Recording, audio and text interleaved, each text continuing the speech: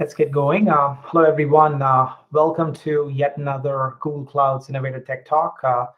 Today's webinar is about improving security posture in GKE environment with Anthos config management and Anthos service mesh. I'm Arun Ananthampalayam, product manager at Google Cloud. I'm joined by Amir Abbas, who's also product manager at Google Cloud. Today, we are going to spend a majority of our time showing and sharing the best practices you can follow to achieve enterprise-grade security posture in GKE environment. Before we demonstrate, let's get level set on a few concepts and services that we showcase during the demo. We are happy to take questions at the end, so let's get going. So over the past 5 years, Kubernetes has become the de facto container orchestration platform. At the same time, GKE has become the most advanced Kubernetes service. Tens of thousands of organizations have already chosen GKE as their preferred services to run their containerized workload. This is due to Google's history and ongoing investment in Kubernetes and the open source community. To this date, Google remains the top contributor. Despite all this innovation, Kubernetes still involves a bit of assembly and tinkering to optimize for your needs, right? Do-it-yourself, Kubernetes is very hard, as you can tell, right?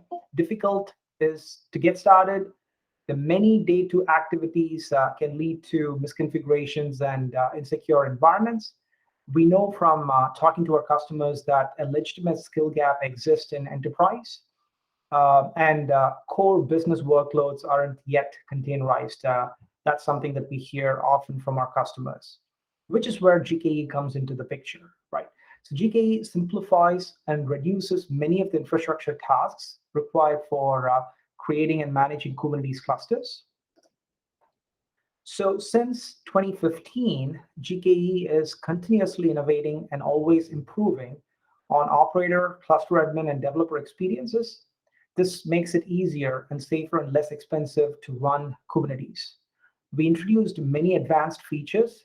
To name a few security-centric features, we've introduced greater workload isolation with GKE Sandbox, secure access to cloud services with workload identity, and secure supply chain with binary authorization and vulnerability scanning, right? And many other security functionalities. But despite all this, our users are still looking for a more simpler way to build their own development platform with a more secure and consistent environment for their development teams. So to address those challenges, we introduced GKE Autopilot. It's a new mode of operation in GKE. GKE Autopilot is fully managed Kubernetes offering. GKE provisions and manages the cluster's underlying infrastructure, including nodes and node pools, giving you an optimized clusters with a handoff experience. We also introduced Anthos. It's a platform designed to simplify the management of Kubernetes clusters on any public cloud or private cloud. It extends GKE-like experiences with Google-backed control plane for consistent management of services across different environments, right? Anthos can run both containerized and also virtual machine-based workloads anywhere. It's powered by open source technologies like Kubernetes, Istio, Gatekeeper, Knative, and so on. And it is made up of a few core things, which I'll get into it in a moment. You can put these Kubernetes clusters on premises on vSphere or bare metal servers. You can put it on Google Cloud or on AWS, on Azure, or even you can attach your existing Kubernetes compliant clusters like AKS and EKS and manage its lifecycle using Anthos. So Anthos is comprised of integrated set of services to ensure the lifecycle management of any IT organizations, right? So it takes care of operator, developer, and security teams day 0, day 1, day 2 activities, right? And it helps them accomplish their duties without any siloed approach. So let's start with container or fleet management, right? It's a reliable and efficient way to deploy and run containers anywhere. Service management takes care of managing service mesh, offering to connect, manage, and secure both VMs and containers. And policy management to the left takes care of, it's a central place to manage configurations and security policies using GitOps approach. And last but not least, the operation management, an integrated logging and monitoring service for you to take care of management across containers, services, and also applications. Let's get into, let's double click on both service management and policy management, config and policy management in the rest of the webinars. So as you expand your Kubernetes footprint, creating and enforcing consistent configurations and security policies across these growing fleets can create friction. So Anthos config management tackles this by enabling you to set and enforce consistent configurations and policies for your Kubernetes resources. This is regardless of where you're building and running them. It combines three components: config sync, policy controller, and config controller to achieve the goal. GKE customers can now take advantage of config and policy automation in Google Cloud at a low incremental per cluster pricing. You can also use ACM component independently, but they're also designed to work together, right? So let's start with config sync.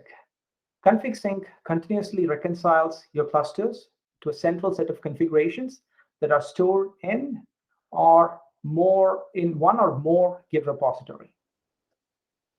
Policy controller on the other side, it enables the enforcement of fully programmable policies that represents constraints on desired state, right? These policies can act as a guardrail and prevent configurations from violating security and compliance controls. You can use these policies to actively block non-compliant APIs or simply to audit the configuration of your clusters and report any violations. Policy controller is built from ground up using OPA Gatekeeper, the Open Policy Agent Gatekeeper project, and it comes with a full library of pre-built policies. We got close to 65, and we're planning to extend it to 105 for common security and compliance controls. So let's dive a little bit deeper into how it's deployed and managed, right? So when you're starting out, it's simple, right? To give, you're giving each dev team their own cluster. But then that team may quickly outgrow their clusters, which means you now need to provision the same environment across multiple clusters. This happens when you need redundancy, staging, and production environment.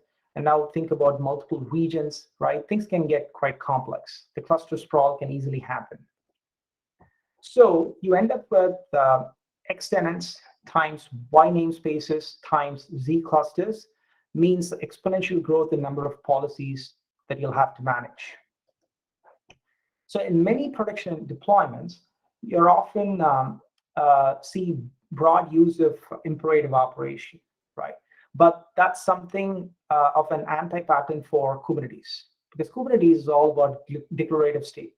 So how do we take this approach and transition it from imperative to declarative is what the ACM is good at. So we start with a Git repo, something almost every technical practitioner is already familiar with, like GitLabs, GitHubs of the world. We store all our deployment state there, like could be namespaces, pods, services, secrets, any Kubernetes object, right? You name it. And we use that to declare the state of deployments. So now the process of deploying the new software looks a lot like a standard development process, which the developers are already familiar with. Teams can branch the deployment and have their changes merged back into the main repo, just like the way you're checking your code. At any given time, the state of your deployment matches what's in the Git, which is the single source of truth. So just like you tag and release software, we can now apply the same principles to the state of our deployments now.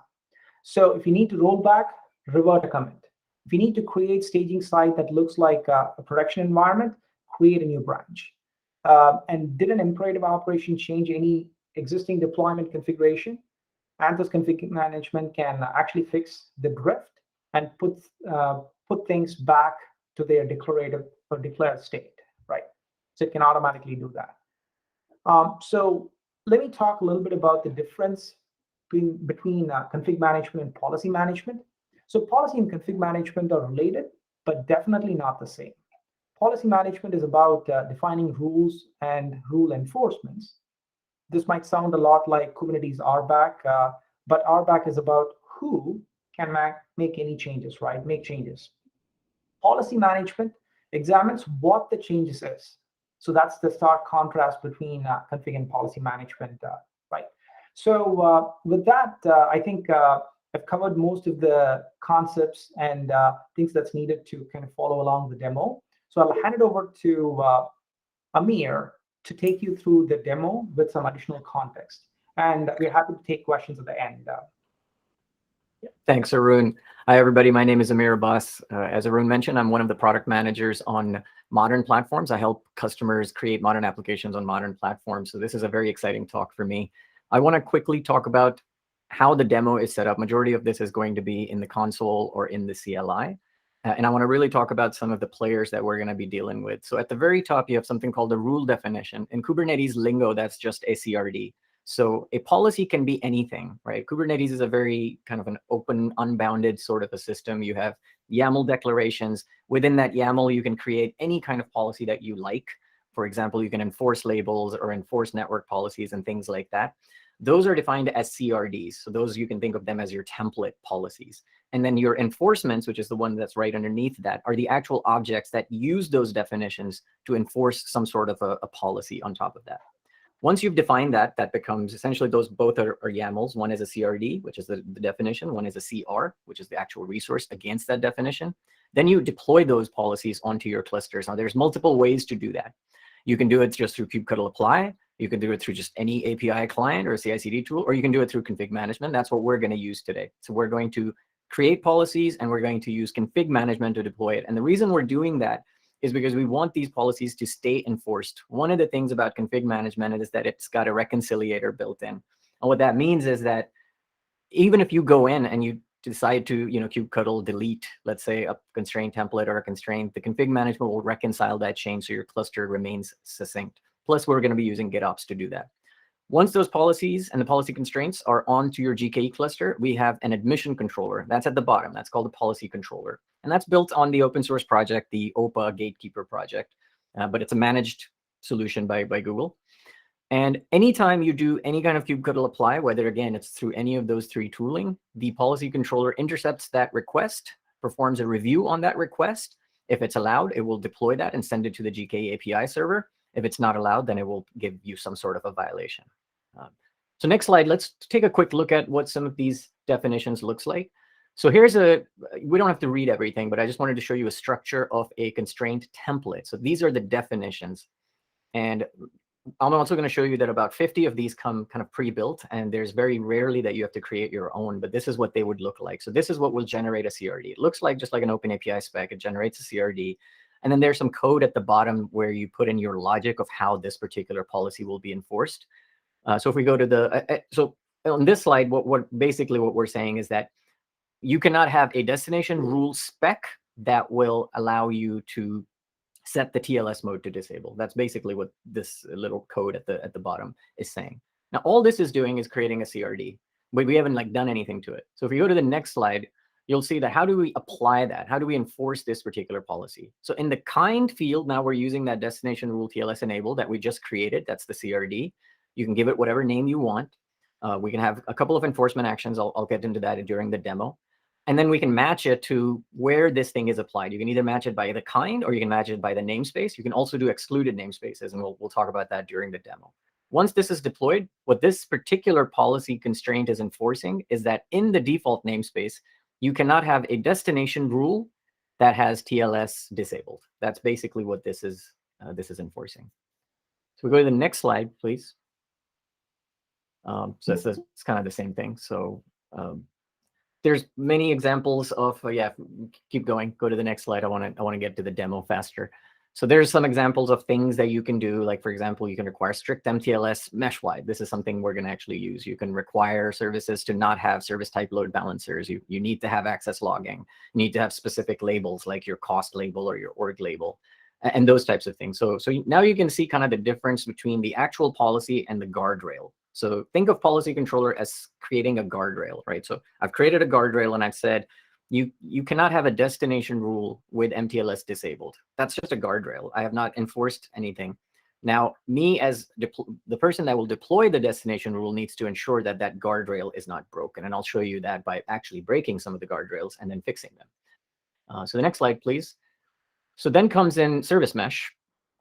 Since we are talking about modern platforms and modern application, this is not a service mesh conversation, so I'm not going to go into that. But one of the things that service mesh allows you to do is intuitively place a proxy next to every single workload. Now, these are L7 proxies that come with their own set of functions and features. Majority of the time, a lot of the folks that use service mesh use it for their security features, and that's what we're going to focus on. It comes with observability and comes with traffic controls. We're going to focus on what are some of the security features we can use to make our GKE a safer place to live. The next slide, please. And Anthos service mesh, much like Anthos config management, is essentially what Kubernetes is to GKE, Istio is to Anthos service mesh. So Anthos service mesh is based and built upon the Istio open APIs, but it's a fully managed solution. So IstioD does not run into your cluster, it runs in Google infrastructure, just like a GKE API server does not run into your project, and it runs in a Google tenant project. So we have managed control plane, managed data plane, all the boring stuff around service mesh of deploying and upgrading completely goes away. And all you're left with are the front-end APIs, which are completely consistent and compliant with Istio APIs. So you can move back and forth between the two. So it's kind of the best of both worlds. So that's what we're going to be using to deploy some of the security features. And what are those security features? So I'll just kind of quickly show you, and then we'll look at a bunch of YAML in the demo. So if we go to the next slide, and we've been talking about this access policy, for example. So an authorization policy or an access policy allows you to decide how two namespaces or how two applications can talk to each other. So part of the service mesh is every single workload gets a strong identity based on the spiffy spec. You see that on the third line from the bottom where it says principals, you'll see an identity, and that's the spiffy spec. So every single workload gets that as part of the service mesh. Now, these are strong identities. They're backed by X509 certificates. And this authorization policy essentially is saying that the front-end namespace is only allowed to be talked to by the load generator namespace with that particular principal. So it gives you L7 granular policy. You can go, the authorization policy spec is actually very granular. You can go pretty crazy with that by actually supplying exactly which paths, which URLs, and those types of things. But this is kind of a simple example of how you can enforce L7 authorization policies. Next slide, please. Another one is the encryption service-to-service end-to-end encryption. That particular resource in ASM is called peer authentication. So in this particular case, we're creating a default peer authentication policy in the Istio system namespace with the MTLS mode of strict. Because we're generating this in the Istio system namespace, what we're saying is mesh-wide, we want service-to-service encryption turned on with an MTLS mode strict. It means that no two services can talk to each other in plain text. Probably a good idea to have that into your cluster and maybe put a policy around that so nobody can violate this. And then I believe I have one more slide. So we go to the next slide. This is a destination rule since we've been talking about it. And these are the three things that ASM or Istio provides in terms of the security features that it provides. And so I just wanted to just kind of show you an example. So a destination rule is done on a per service level, where peer authentication policy is done kind of on a mesh-wide level, the one that I just showed you. This one is now scoped to the namespace. So I've created, in this one, we're saying there's a destination rule in the front-end namespace. And at the very bottom, you're saying the TLS mode is set to Istio mutual. So that's the same thing as the MTLS mode set to strict. So you can set the MTLS mode mesh-wide to strict, but you can then come into the specific namespace and you can disable it here, or you can set it to permissive. And so perhaps it's a good idea to be able to have policies that'll also not allow you to do that. So with that, one more slide, I believe that just gives you the demo that I'm going to show. I just created a quick bit.ly link. So if you want to jot that down while I'm trying to figure out how to share my screen. But it will be on bit.ly/secure-gke-asm-acm. That's the closest I could get to it. All right, so Arun, if you want to unshare, and I will go ahead and share my screen. And yes, please feel free to put your questions in the chat. It's probably the easiest way for us to just kind of see that. And we'll just do it at the end because I'm probably going to answer a lot of those questions during my demo. All right. So we're going to start our story with a couple of GKE clusters. I think that's where pretty much all stories start. So I have two clusters, one in West 2, one in Central 1. Really, there's no difference between the two, but what I want to show you is two different enforcement modes of the policies. So there are two modes that you can apply these policies. One is in dry run mode, and then the other one is in deny mode. And hopefully the names are pretty self-explanatory, but in the dry run mode, you can audit the violations, you can audit the policy. It's not going to deny anything. The policy controller will just emit violations. And then you can see that it's a good idea to perhaps put stuff in dry run mode so you don't break anything, eliminate all the violations, and then switch the mode to enforcement deny. So what I'm going to do is I'm going to just show you everything in dry run mode first, and then we're going to fast forward, and then we're going to generate a bunch of violations on the second cluster in deny mode, and then we're going to clean up those violations on both clusters.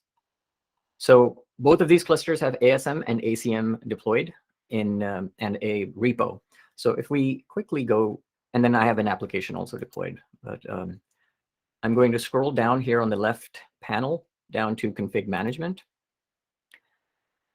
And then you'll see that I have the same two clusters. These are registered to Fleet. And you can see that the config sync status is synced. So they are synced. And if I click on one of them, it gives me some more detail.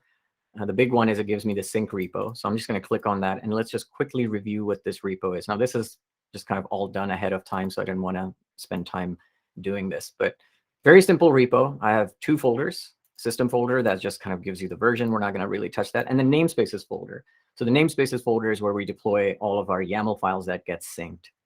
So let's start with this middle folder, which is the Bank of Anthos. You may be familiar with this. Bank of Anthos is just a sample financial application that's built on 10 or so microservices.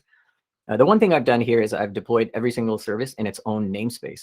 So all of these folders represent a namespace. So for example, if I open up front end, that is a namespace. If I go, there's a namespace YAML file, which basically just defines the namespace. I've also added the ASM managed namespace label, and that label allows you to inject proxies, which is what we're going to use to deploy some of those policies. And then I have my front end YAML, so this is my deployment and service. And then because front end is exposed using ASM gateway, I also have an ASM gateways YAML. So this defines a gateway that selects my ASM ingress gateway, and then it defines a virtual service that picks any host, uses that gateway that I just defined up here, which is the ASM ingress gateway, and forwards it the traffic to front end. So pretty simple. No policies have been deployed, nothing. It's just running ASM with the Bank of Anthos app, but in their own namespaces. So this is not very secure. So the goal of this demo is twofold. One is to show you kind of how all the pieces kind of fit together, and the second one is maybe even leave you with some best practices on what are some of the good policies that you should start with. And then we have some other best practices that we can leave with. Here I also have a policies folder. I'm just going to quickly open this up. In the gatekeeper system namespace, remember each of these folders represent a namespace. I have a referential constraint config. There are two types of constraints. There are just, we can just call them standard constraints. And then there are referential constraints. Referential constraints are constraints that reference another object. And in here, in this config, what I've defined is a list of objects that I'm going to be referencing. Right, so maybe I need to get a list of all the namespaces. Maybe I need to look at network policies or authorization policies. So I've just kind of defined that here. You can make this list as long as you want, but anytime a constraint references another object in Kubernetes, you have to define it here. And then lastly, I just have my ASM or the Istio system namespace folder. And the only thing I've deployed here is that peer authentication that I just showed you, but this time I've deployed it in mode disable. And hopefully you can kind of foreshadow what I'm trying to do here is I'm trying to generate some violations. So I've just created a TLS mode disabled. You can think of this as that if ASM was not even deployed. The default for ASM is actually permissive. So I've hard coded it to disable so we can actually start generating some violations. So that's it. This is the config management folder or config management repo. Anything I commit here gets pushed down to the clusters. So that's going to be, for the rest of the demo, that's going to be kind of my my workflow. I'm going to not do any kubectl apply. I'm going to generate some YAML files, which are already there, and they're in the repo. And then I'm just going to do a bunch of cut, copy, paste, but a lot of it is just copying and pasting files, constraints, and constraint templates into the respective folders. Actually, they're going to go into a different folder, which I'll show you. and then waiting until they get synced to the cluster and then looking for violations. So the first few I'm going to do nice and slow, and we're going to look at these violations, and we're going to look at how to deploy them, and then we're going to speed up. Before we even get to that, if we go back to this screen, I also wanted to show you that we can do this through CLI, but I kind of like to do this through console. There's this object browser. I'm going to go to the object browser. And inside the object browser, actually, since I was playing with that earlier, I'm just going to go ahead and reset everything. All right, so inside the object browser, you can browse any object that is deployed to your clusters. So for example, if I want to see services, I can just go to the core and scroll down, and here's the service. So I can see all of my service objects. What I'm going to do is I'm going to drop down on the API group, unselect this, and then I'm going to just type constraint. And I'm going to click on this and hit OK. And then I get this one constraint.gatekeeper.sh API group. And if I open this up, these are all the constraints that come pre-built with policy controller. And then I have more, so I can just click on more results and then one more time. And I can see that there are 50 of them. So there are 50 constraints. For example, this one, the second one we've been talking about, and we looked at it in the slides. This is a constraint that ensures or enforces that every single destination rule must have TLS enabled. Currently, I don't have any objects defined to it, so there are no constraints, and that's why you're not going to see it. But we're going to start to see that. So it's a GUI way of essentially just navigating through your cluster. I think it's kind of cool. All right, so let's go to my terminal, reload Cloud Shell, and let's pray to the demo gods that everything works.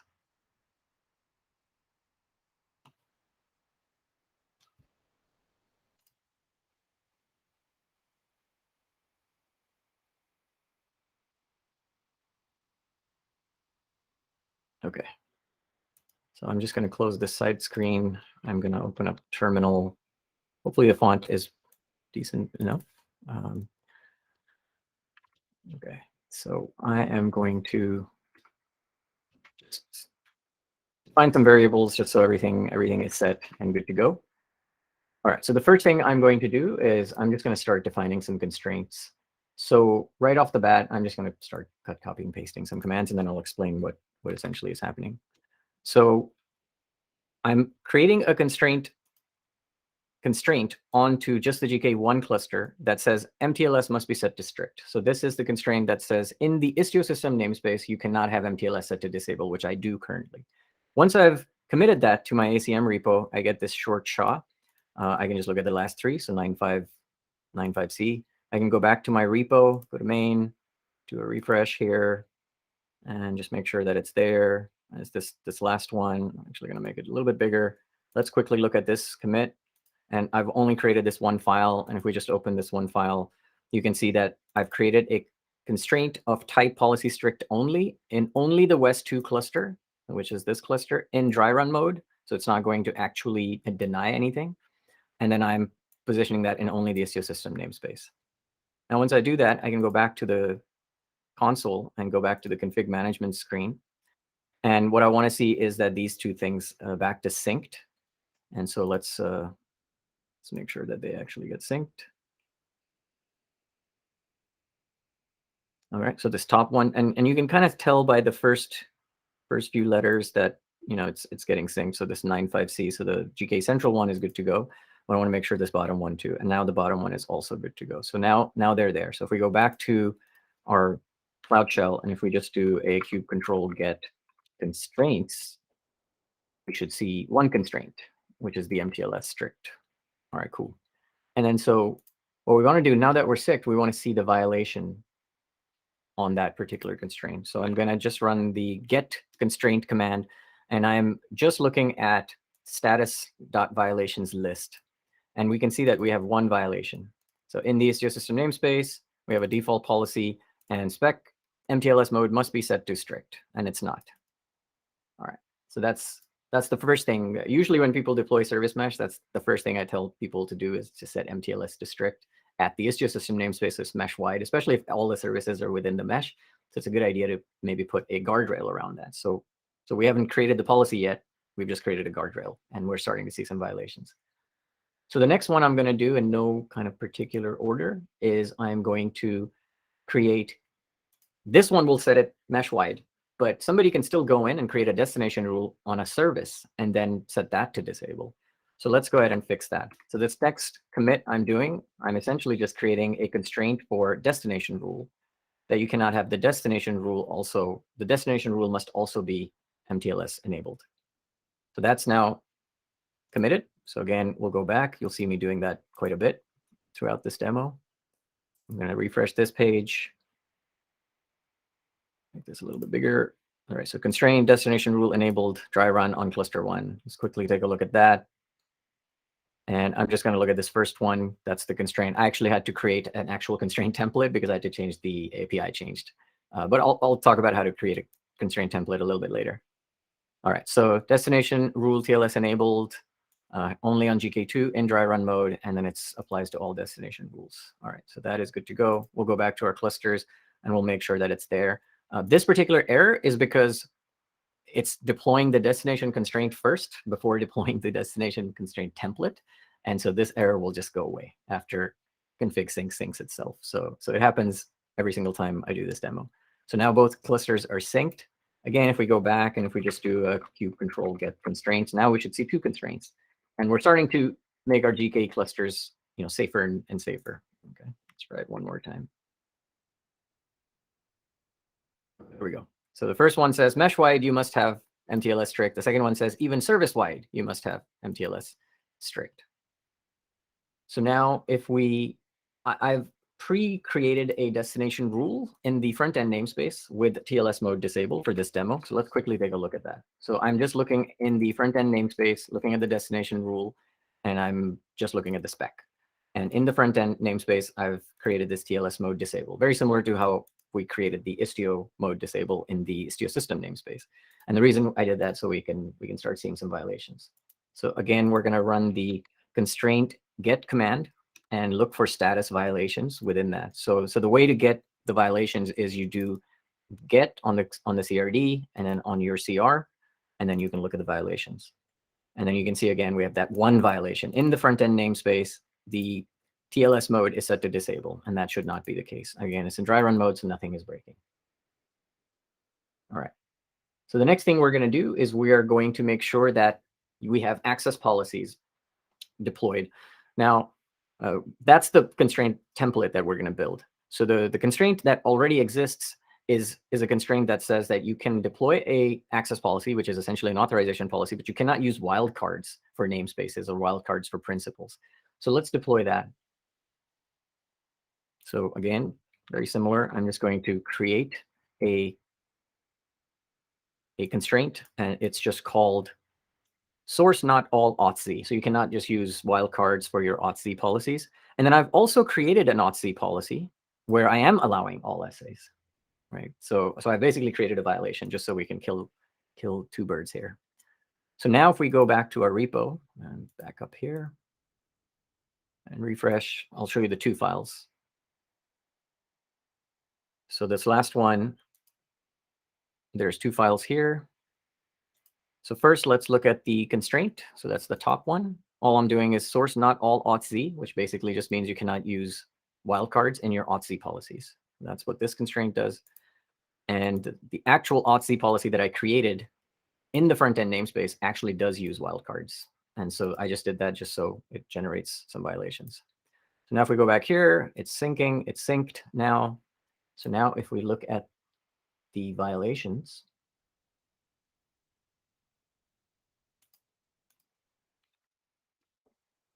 we'll see that violation, that it's there. All right, so the next 2, I'll just quickly, or the last one, I'll just quickly deploy. So this is not an ASM thing, but in general, it's a good idea to have network policies. And we have a constraint template already built in that requires that every namespace must have a network policy. So we're just going to create that constraint. Currently, no namespaces has it, so we should see a bunch of errors. So I'm just going to deploy this last one, and then I'll just show you how to create a constraint template, and then we'll go from there. All right, so I've just deployed this. I'm going to go up here, hit back, refresh. Oh, by the way, usually when you're deploying files or constraint templates to a config repo, you're not just doing a git commit, you're hopefully doing a PR and all that stuff. But just for the sake of the demo, I'm skipping that beat.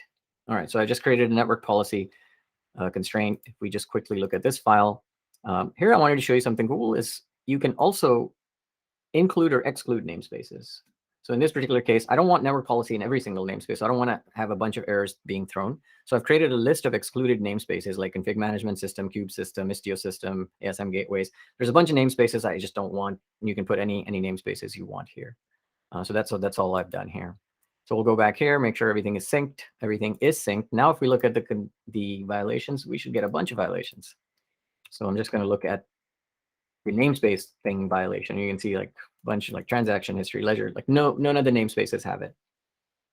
So the last thing, so what I like about this one is this allows you to enforce a specific resource onto a namespace. What if you want to enforce another resource onto a namespace? And that's exactly the constraint template we're going to create. So in addition to network policy, which is this one, I want to say that I want to also create a constraint template that also ensures that there's an authorization policy. So remember, network policies work at L3, L4. Authorization policies work at L7. It's the whole defense in depth thing that Google is pretty big on. So let's just make sure that both of them exist. So for authorization policies, we already have one that says you must have a granular authorization policy. You cannot have stars or cannot have wildcards. But we don't have one that says you have to have an authorization policy. So you could create no authorization policy and you're not breaking any policies. So let's actually generate a policy for that. And for that one, we're actually working on making this standard, but since it doesn't exist, I'll just create one.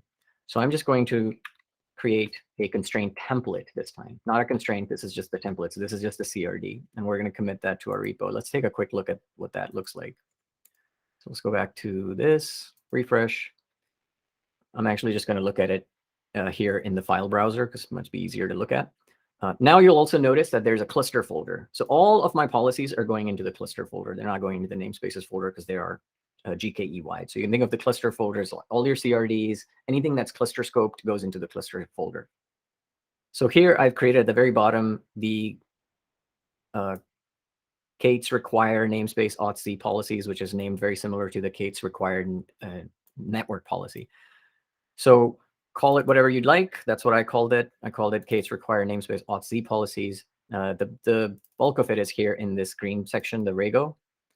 And essentially, this is where I was talking about referential constraints earlier. Here I'm referencing namespaces. I need all the list of namespaces. So that's what I'm putting. I'm running this function, namespace has auth policies, which is down here. This function takes in one parameter, which is the namespace. So it's the object in review. Give me the name of that object, which is essentially the namespace name. It looks at if there's an authorization policy by checking the inventory of that namespace, iterates over every single object in that namespace, and then looks for authorization policy and it iterates over that. That's the brackets with the underscore. It's just like an iterator. If it does not find it, then it spits out a message and it just says namespace yada yada does not have an authorization policy. So I literally just took the network policy namespace and it's changed that. This is why I had to create the referential constraint, because I need to be able to inspect these objects in real time. So that's what we've created, but we have not really created a constraint against it. So let's go ahead and do that. I probably could have done that in one step, but I didn't. So I'm just going to now quickly create a constraint against it. So almost there. And once that is committed, again, if we just go back, refresh this page. Oops. Go back to my repo. Look at this last commit. So this is the actual, and it looks very similar to the no network policy, or the every namespace must have a network policy thing. Again, just on cluster 2 in dry run mode, and the same excluded namespace, the exact same thing. But now this is enforcing a specific resource into a namespace. So I thought it would be a good idea to add that, because you may want other resources that you may want to enforce that every namespace has. Network policies, destination rule, and authorization policies we think is kind of the bare minimum. So that's basically what we've done. So let's just quickly review. I'm just going to clear everything and let's just take a look at all the constraints that we've defined so far. And let's just quickly review what they have done for us and how they've made things a little bit cleaner. So I don't think the last one is fully deployed, so I'll do another one. But let's just go through step by step. So policy strict constraint. What that does is make sure that MTLS strict is enabled mesh-wide. Destination rule MTLS enabled. What that does is you cannot disable MTLS at a service level, at a namespace level. So even your destination rules must be set to Istio mutual. Require namespace network policy. That makes sure that every single namespace has a network policies. Source not all auth means that you cannot have wildcards in your sources. And then if I just do this command once more, we should probably see the last one. And it is in the middle somewhere. Yep, it's right here, the second one now. Require namespace auth policy. So require namespace auth policy, require namespace network policies are essentially just enforcing some sort of a constraint. So this is happening now. Now, if we just kind of like step back and look at how we've made the GKE a little bit safer, is because we've added a bunch of constraints and they are all kind of security related, right? MTLS is now enabled. You cannot disable it. You have to have network policies, which means that you have to tell as a service producer, you have to tell which services can talk to you and which services you can talk to. And then same thing as a service producer on the authorization policy side, you have to tell which services can talk to you and not talk to you, right? So policy controller is putting the guardrails. ASM is enforcing that you actually make these policies happen.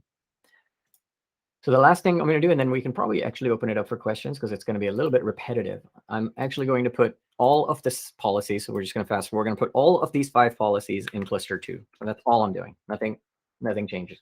The same 5 policies. The only difference is now we're doing it in enforcement mode deny. So that's the second enforcement mode, which means that we should actually start getting some errors.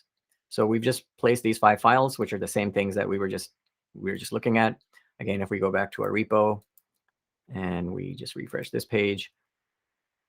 And this is cool. This is why I like doing things in Git. And by the way, you can use any Git. I'm just using source code repository because I can see all of my policies in a single space.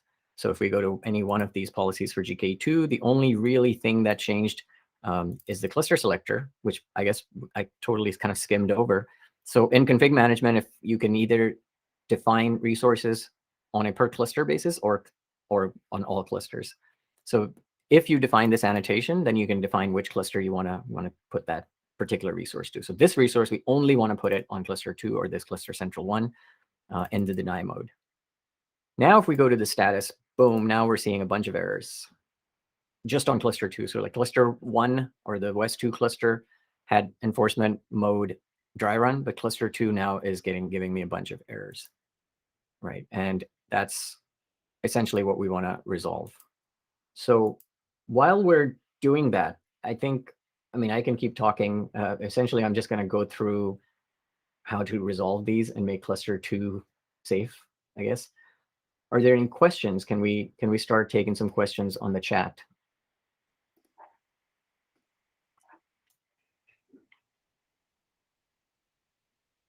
Okay, so the first question was, the picture depicts if policy controller runs outside of the GK cluster. Is that correct? No, it is not. Policy controller runs inside of the GK cluster. Actually, I can show you that. So let me clean this up. So let me say kubectl get -n. What is it? Config. Actually, I'm just going to do it through GUI here. So if I go to workloads, I just can't remember the namespace name, and I didn't want to just like fumble through it. It is called gatekeeper system. If I just look at this particular one, I have 2 gatekeepers and 2 auditors, and these are the policy controllers. So these run inside of the cluster, at least today. So that was an easy question. Okay, so keep typing your questions. I will start talking on kind of what I'm working on next. So let's go one by one and let's resolve these violations because we haven't done any resolving yet. So the first one I'm going to resolve is the MTLS strict mesh-wide. So the only thing I'm going to do is I'm going to change that MTLS disable in the Istio system namespace to MTLS strict. And that's exactly what this particular commit is doing. So once that is done, actually, if we go over here, go back to config management, while that is syncing, if we just quickly look at this error, I think it's at the very bottom. Yeah, this one, peer authentication must be set to strict. This one we're assuming would go away. So these errors should go down to 10 once we start seeing it. And in the repo, if I just refresh this page, the only thing I'm doing, go back to files, let's go back to main.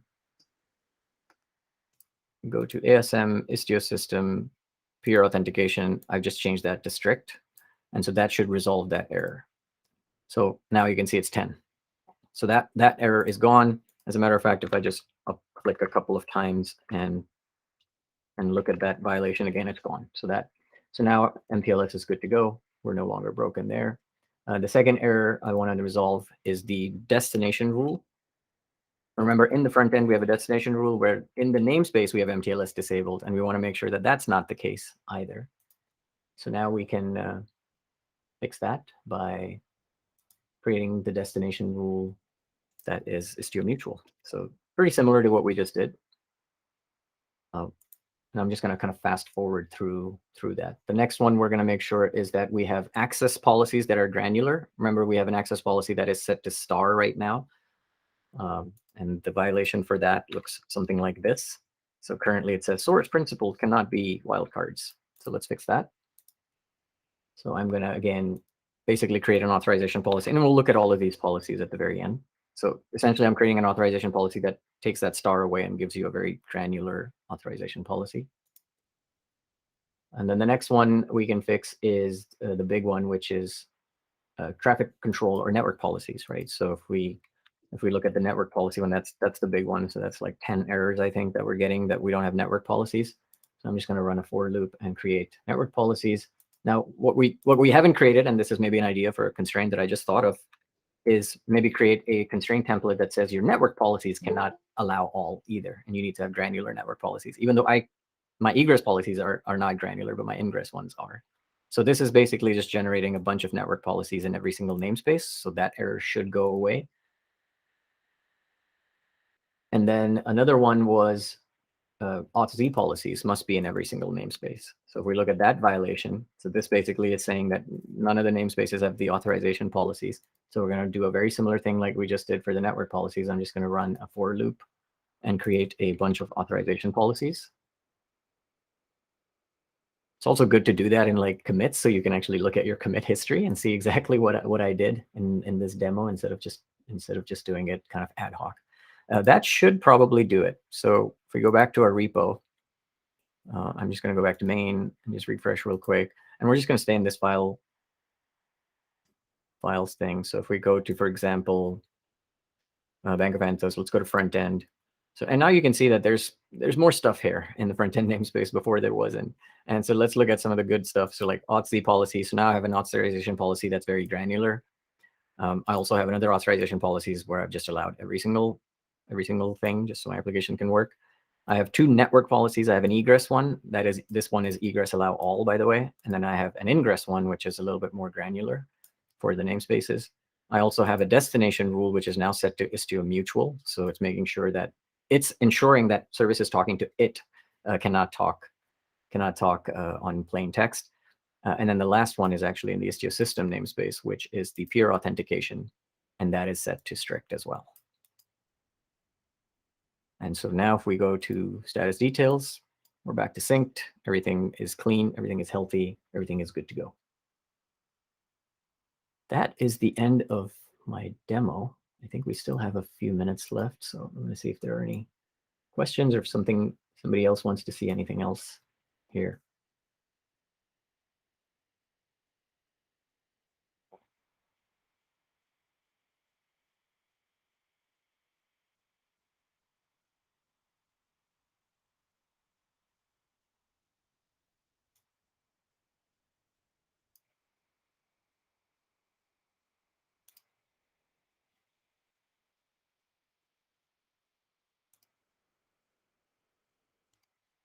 So while I'm here, I'll just show you a couple of links. So I've already mentioned this link, which is my repo. So if you want to do that, just put bit.ly in front of this thing. So bit.ly/secure GKE ASM. And that's it starts from scratch. So just all you need is a blank project. And then it just goes through step by step, very imperatively what I just kind of went through. So hopefully you'll find that useful. If you want to learn more about mesh, you can go to cloudgoogle.com/anthos/service-mesh. And if you want to learn more about config management, again, it's the same link, cloudgoogle.com/anthos/config-management. We'll take you to the main pages, and then you can learn more. So I think showing kind of how these pieces fit together is useful. So hopefully this was educational or somewhat. You learned something, and if you have any questions, yeah, we'll take them now.